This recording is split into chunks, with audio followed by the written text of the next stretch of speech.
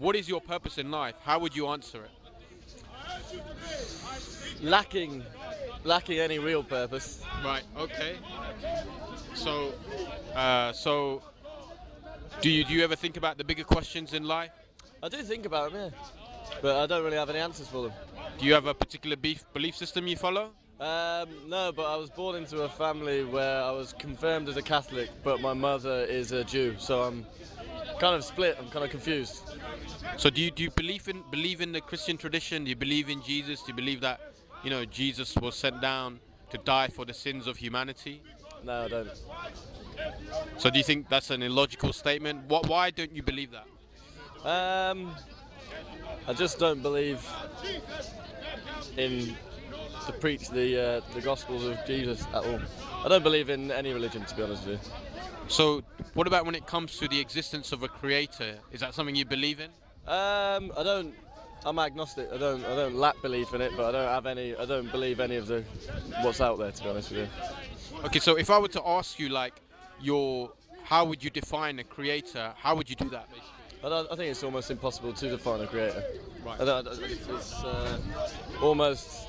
It lacks any logic to be able to define it without science, almost, I think. Okay, so do you know much about Islam? Not a huge amount, to be honest, no. Okay, so if I were to just briefly explain the concept of God in Islam to you, then basically it's different from the Christian narrative. So what we say about the creator in Islam, that basically the creator is one, right? And he's different from his creation, meaning he's not part of his creation. So he sits outside of the universe. So he's beyond space, time, and, you know, the natural laws of the universe.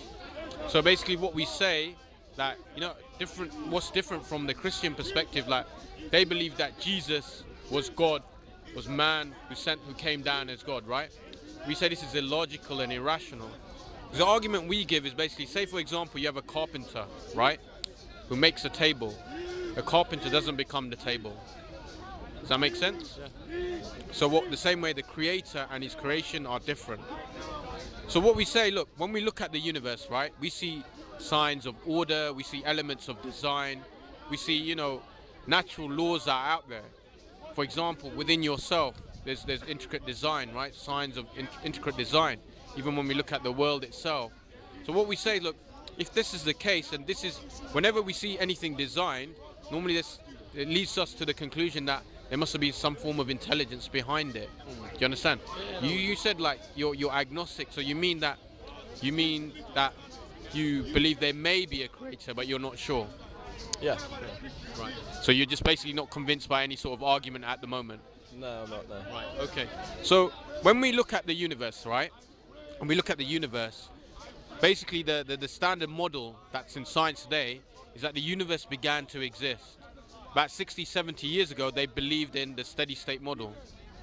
Right, okay. Right, okay, so now they believe in the idea of the steady state model, meaning that the universe always existed, the eternal universe, right? But when Edwin Hubble, he did his experiments, right, he found that basically the planets were moving away from each other.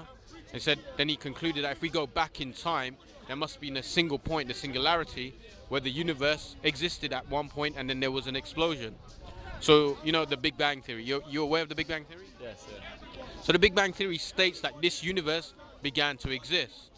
So from that, what we can conclude, right, whatever begins to exist must have a cause. Do you understand the concept of cause and causality? Yeah. Right. So something must have caused the Big Bang, right? And what we say, because, you know, Stephen Hawking, he says space, time, matter, and the natural laws, all of these came into existence as a result of this event. Meaning prior to this, they didn't exist, right? So what we conclude is whatever caused the Big Bang, forgive me, must be immaterial, must be eternal, and must be supernatural. Yeah, yeah. Does that sound logical to you? I can see what you're saying, yeah. Do you understand? So when we see elements of design, and if that's the case, then it makes sense, right, that if this universe was created, it must have been created for a purpose. For example, this jacket you have, right, it has a particular purpose. Your shoes have a particular purpose. So you as a human being, you didn't exist 100 years ago. and most likely like 100 years from now, you're probably not going to exist, right? Right. So, what is our purpose? Why do we exist? Do you understand? Yeah, So, I understand. Yeah. so basically, what we're saying is like we have good logical and rational reasons to believe in the existence of God. You know, I've just given you two, and if that's the case, then He must have like basically created us for a purpose. And what we say as Muslim, that this this purpose was communicated down to us in the form of a revelation, right? Okay. How does the Quran read on creation? On sorry. On the issue of creation. Okay, so like, how did the universe come into existence? Yeah. I mean, the Quran talks about many natural phenomena, right?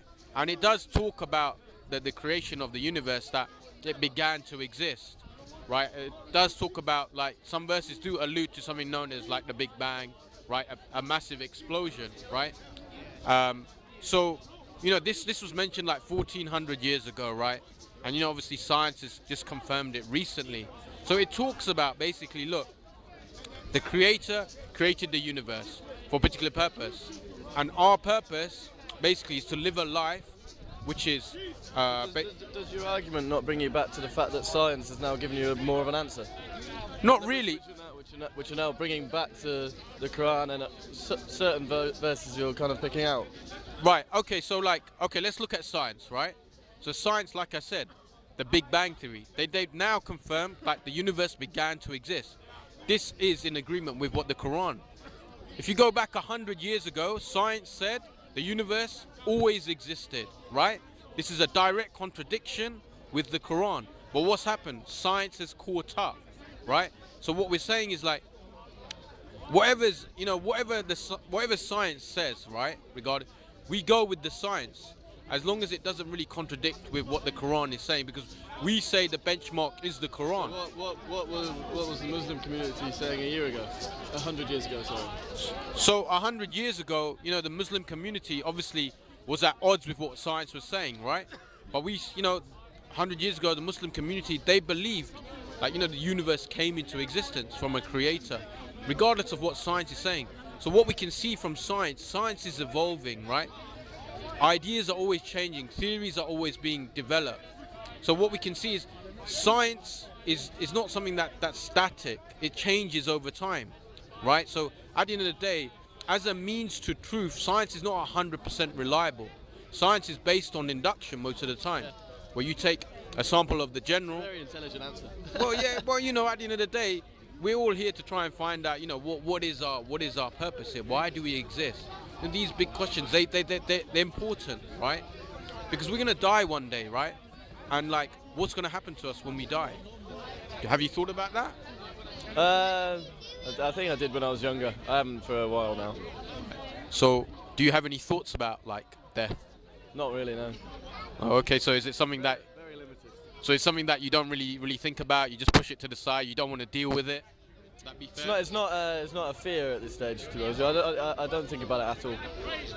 So you know, the atheistic position, right, is that when you die, you become worm food, right? So, and that's the end. I mean, if that's the case, right, then what we do in life doesn't really matter then, and what we believe doesn't really matter. But it's really a sad sort of existence, wouldn't you think? Perhaps, I don't know. So what we say, look, in the Muslim tradition, what we say is, look, when we die, right, we'll be resurrected to our Creator, and we'll all be judged according to the way we lived our lives, right? It's very similar to the Christian narrative. And basically, if we're successful, then we'll get rewarded, and if we're unsuccessful, we'll get punished. So what's very important is that, look, I'll give you a very simple analogy, right? See both your eyes, yeah? If I offered you 10 trillion pounds for both your eyes, would you sell them to me? Probably not. Is there anything that I can offer you for both your eyes? No, maybe you can have one. Right, definitely not both, right? Okay, so imagine now another scenario, right? So imagine like I'm a billionaire and I met you and we became friends over time, right? And I wanted to help you. So I gave you £1 million, right? I gave you £1 million as a gift, right? Because I wanted to help you. And because I'm a billionaire, it's like basically, you know, me just opening my wallet, giving you a fiver, right? It's not gonna, make much difference to my wealth, but it's gonna be, it's gonna help you. So as I give you this gift, what do you do? Thank you for it. That's natural, right? You thank someone, whoever gives you the gift. But imagine now, yeah, for some unknown reason, I gave you this £1 million, but instead of thanking me, yeah, you thank this person over here for some unknown reason. Would this be just? How would I feel? You'd feel bereft of any gratitude, yeah. Exactly. So what's this got to do with everything? The point is, like we just said earlier in the discussion, that you said your eyes are priceless. You didn't design your eyes, right? But you use them every day, right? And what about the rest of your body, right? Your nose, your lips, your mouth, all these gifts that have been given to you, right? So there's all these religions out there, right? And they all confess to be the truth, like Christianity, Hinduism, Buddhism, right? And they all teach good morals and values. But the difference between them, right? Difference between them is who they direct their thanks towards. And this is important. This is the most important thing, right? What we're saying in the Islamic tradition, in the narrative, is look, there is a creator, right, who sits outside of the universe. He designed everything, and he gave you life, and you benefit from all these gifts every day. Isn't it time that you give thanks, you give gratitude for what you have? I see what you're saying, yeah. So does that sound logical and rational? It does if that's your belief system, yeah.